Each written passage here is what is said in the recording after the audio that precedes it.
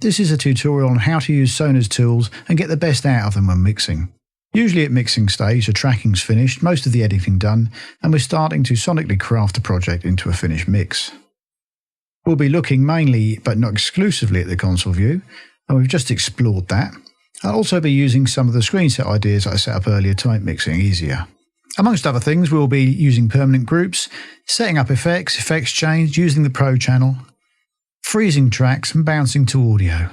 We'll also look at automation and how that can help. And finally, we'll be exporting the project. The first thing I like to do when mixing is to clean up the project a bit. As you see, this project's mainly audio, and if for any tracks I'm not going to be using in the final mix, I'll make sure that they are archived and hidden, or perhaps deleted altogether, and then save the project under a new project name, such as Mix Start. Using this method, I can always return to the original project if there's something I do need to change as I go through the mixing stage. There are a couple of vocal tracks in this project that aren't required, so I delete these by selecting both, and then selecting Delete from the Tracks menu. There are a couple of methods for this if you're using soft synths, and that's bounce to tracks and freezing. If using hardware synths, they need to be recorded in real time in exactly the same way that any other instrument is. Connect the hardware synth's audio out to an input of your audio card, and record it as it plays back in real time. I've mentioned freezing tracks and synths a couple of times, so let's look at freezing in a little more detail. Freezing tracks is a great way of saving on system resources, and audio tracks and soft synths can both be frozen. To freeze a track, either click on the freeze icon in the track header, or right-click on the track header and select Freeze Track from the Freeze submenu. Options for track freezing are also set here, or by right-clicking on the Freeze button and selecting options from there. We'll have a quick look at those. Fast bounce will freeze the track as quickly as your computer allows. Some synths and effects may only bounce in real time. In that case, you'll need to uncheck this option. Audible bounce is only available if you have fast bounce unchecked, and this will allow you to hear the bounce in real time. Hide MIDI tracks will hide any tracks associated with a synth.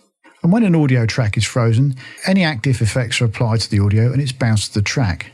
The effects bin and Pro channel are disabled, and the track effects allows you to set whether these are included or not.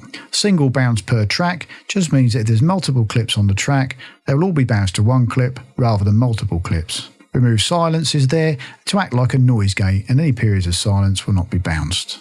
Adjust the settings using the Gate Settings button. The freeze tail duration is especially important on effects like delay and reverbs, and it just allows enough time for the delay and reverb tails to decay before being cut off. Once happy, you can click on OK. To freeze a track, simply click on the freeze icon. That's bounced the audio down and disabled the delay in the effects bin. It's also possible to quick unfreeze a track. Quick unfreeze just mutes the bounce clip, reinstates the original, and then re-enables the effects bin. Once the quick unfreeze command's been used, it's also possible to quick freeze, which again mutes the original, unmutes the muted bounce clip, disables the effects bin and the Pro channel once more. However, if you quick unfreeze a track and then make changes to the track or effects while it's unfrozen, they'll be lost when you freeze again. If you want to keep any changes, you'll need to do a full unfreeze, make the changes and then refreeze. A track that has been quick unfrozen has a red background applied to its track header icon.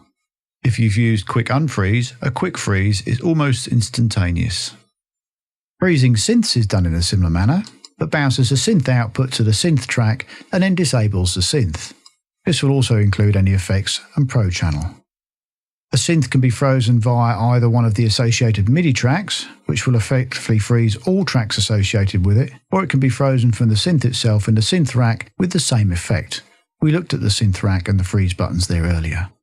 A quick unfreeze similarly reinstates the synth PC and effects bin and mutes the bounced audio. A quick freeze just reverses that, in a very similar manner to the way it worked on an audio track. Just remember that any editing performed on a frozen track, either audio or synth, is lost once the track is unfrozen. Bouncing tracks is a very similar process to freezing, but it's not so easy to reverse, although the original track can still be kept while performing the bounce, allowing you to return to it if you wish. Of course, an undo works straight after the bounce, but at a later stage it's not so easy. It's good practice to bounce to a new track which will retain the original, and then you can archive it. That way, if you do decide that you need to change something, you can always return to the original material. One advantage that bounce to tracks does offer over freezing a track is that several tracks can be bounced down to one if required. Let's take a look at the bounce options available to us. First, I'll make sure all tracks are deselected by pressing Ctrl-Shift +A, and then select Tracks, Bounce to Tracks from the Track View menu. This dialog is very similar to the export dialog, with the exception it's not possible to save to an external file as it is with the export, but we'll be looking at export later. Any time or track selection is going to affect what choices are available in the bounce dialog. Remember that no selection, as we've just done, is to all intents and purposes the same as select all. There are several choices in this dialog that will affect the bounce result, and you can choose which suits you and what you're trying to achieve. In the preset field, there are several included presets that may suit your requirements. Setting up and saving your own is simply a matter of choosing the options that you want, and then saving it as a preset by typing a name in the preset field and clicking the save icon. The destination is where the first track will be bounced to. You can choose an existing track or choose a new track. If you choose an existing track, this may overwrite the original material depending on how your options are set up. The source category will affect the choices you see in the source bus track field window. Choices here are tracks, buses, main outputs, and entire mix. Selecting tracks, buses or main outs here will create a new track or track for each track, bus or main out selected in the track bus source field. The number of tracks created per track or bus is dependent on the channel format chosen from the drop-down menu. Stereo or mono will create one track, whereas split mono will create 2 tracks per selected track. In this case, the first track will be panned fully left and the second panned fully right. Selecting entire mix will automatically select all assigned main outs. As you can see, if I select tracks, all of the tracks now become available for selection, and we can choose which ones we want to bounce down, either just the one or several. But remember, for each track selected, a separate track will be created. To bounce several tracks to one track, select either the entire mix option or one of the buses, and you can control which tracks are bounced by using the mute and solo buttons on the tracks if that option is checked here. Selecting the guitar bus, for example, will create one track with just the guitars on it. There are also options here that affect the speed of the bounce and what are included in it. They are set here using the checkboxes. Choose whether to follow automation on buses, tracks, clips or any synths that are included in the bounce.